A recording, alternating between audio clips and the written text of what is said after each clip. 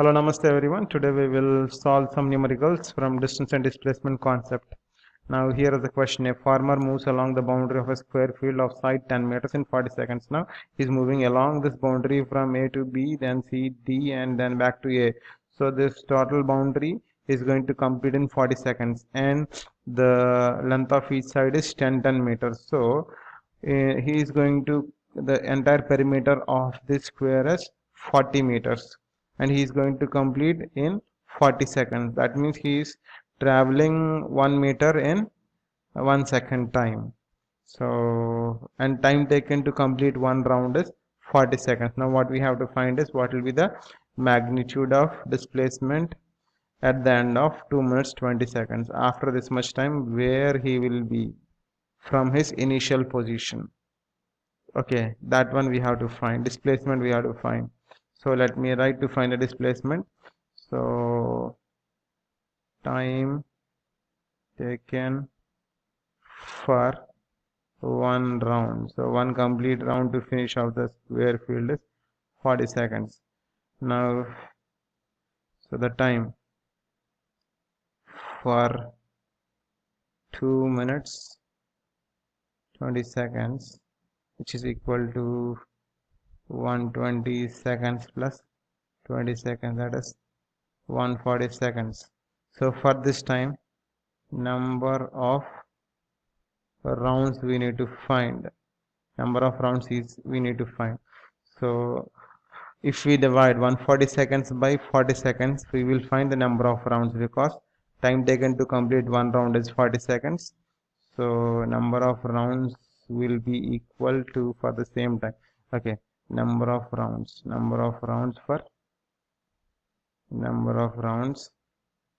for 140 seconds. For 140 seconds will be equal to 140 divided by 40. That is the time taken to complete one round. 0, 0. 4 will go 2 times, 2 will go 2 times, and 2 will go 7 to the 14. So 2, 3.5 times. So 3.5 rounds. 3.5 rounds. That means from here A, he is going to complete one round back to A, again back to A, one more round, again back to A, one more round. After completion of 3 rounds, he will complete half round. That means he will complete 20 meters from A to B and then B to C. So his final position after 3 points round will be here and his starting position is this one. Okay, then you need to find his displacement. So that will be the displacement. AC will be our displacement. So we are going to find it with the help of Pythagoras theorem, taking the triangle ABC, and here we are having the right angle. So in a right triangle ABC, we can find AC equal to square root of AB square plus BC square, which is equal to 10 square plus 10 square. That is, you are going to put square 200, 100 plus 100, 200, or you can simply write 10 square plus 10 square is 10 root 2 meter. That is the displacement after 2 minutes 20 seconds. Okay, we'll see the next numerical from this. So this is another question. Which of the following is true for displacement? It cannot be 0. So displacement can have 3 values. It can be either 0, positive or negative. So this is not true. So it's false statement. It can be 0. Displacement, its magnitude is greater than the distance traveled by an object. No, there are only 2 chances. That is, it will always be less than or it is equal to in a case where the object is moving in a straight line along the same direction. So this is also false. So none of the 2 statements are correct. We'll see the next question. Okay, in the next question, a body is moving along a circular path of radius r. So I'm going to consider a circle. So in this circle, so the body is moving along the circular path and the radius of the circle is r. So that what is the distance and displacement of the body when it completes half revolution? So let me take this starting point as A and then only half revolution, so I'm going to put B here. So exactly after completion of half revolution, this will be the AB will be our displacement because it is the same straight line, so that will be the center. Now distance. So distance, since it is circle, so it is moving along the boundary, so the boundary half circumference. So circumference of the circle, you have the formula 2 pi r, but distance is only half of the entire circle, so we are going to take only half. So the distance traveled will be equal to pi r. And what will be the displacement? Displacement is nothing but the shortest distance between initial and final position. So shortest distance is A to B straight line, so which is equal to the diameter. So displacement will be equal to r plus r, which is equal to 2r. Okay, we'll see the next question. An object moves 60 meter due east. So whenever you have east, west, north, south direction, so always it is advisable that you, in the corner of the page, you just draw the directions. So 4 lines like this. Always the up one is the north one, down one is the south one. Then you take the spelling of west, W-E. So that those are the 4 directions. Now is an object 60 meter moves 60 meter due east. So from a starting point, so I'm going to pick this one A.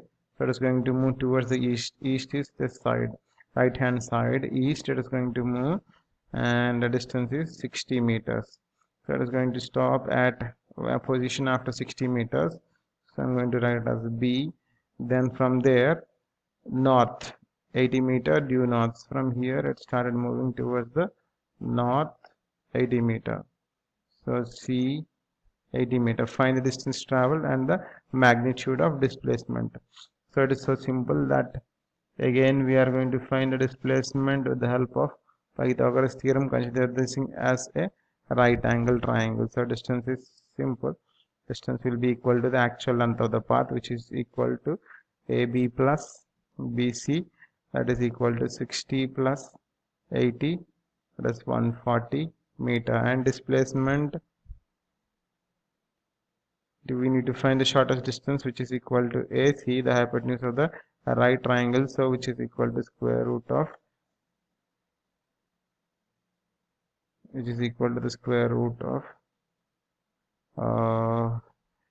please bear with me, there is a small problem here.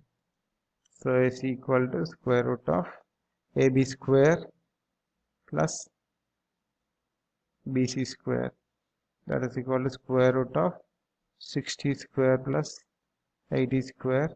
So 60 36 00 36 3600 and 8 8 that's 64 6400, which is equal to square root of 10,000, that is equal to 100 meters. So AC, the displacement is 100 meter and the distance traveled is 140 meters. So we'll from here we'll stop with the examples.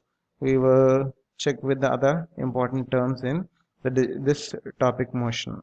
So uniform motion. Uniform motion means an object is said to be in uniform motion if it travels or if it covers equal distances in equal intervals of time. Let me take this example and see. One more important thing is it should be moving in a straight path. For uniform motion, it should move in a linear path. Let me take this example. There is a distance of 1000 meter track and a person is running, so in such a way that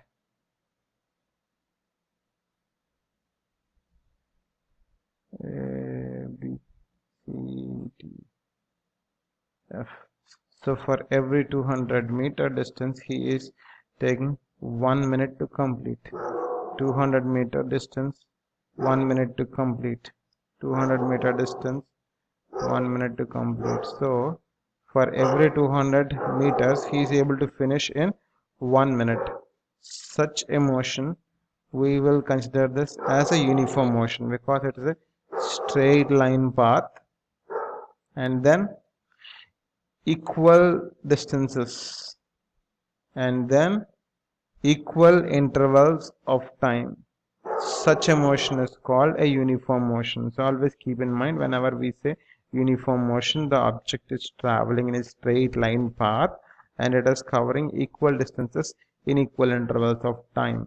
And one more thing, however small the intervals may be. So we'll see the example of non-uniform. Here the object is said to be non-uniform motion if it does not cover equal distances in equal intervals of time, or if it covers unequal distances, equal distances in unequal intervals of time, or unequal distances in equal intervals of time, both, vice versa, this way or that way, both is correct for the definition, however small these intervals may be. So for this, so we can pick the example, bus moving out of the bus station, train approaching the platform,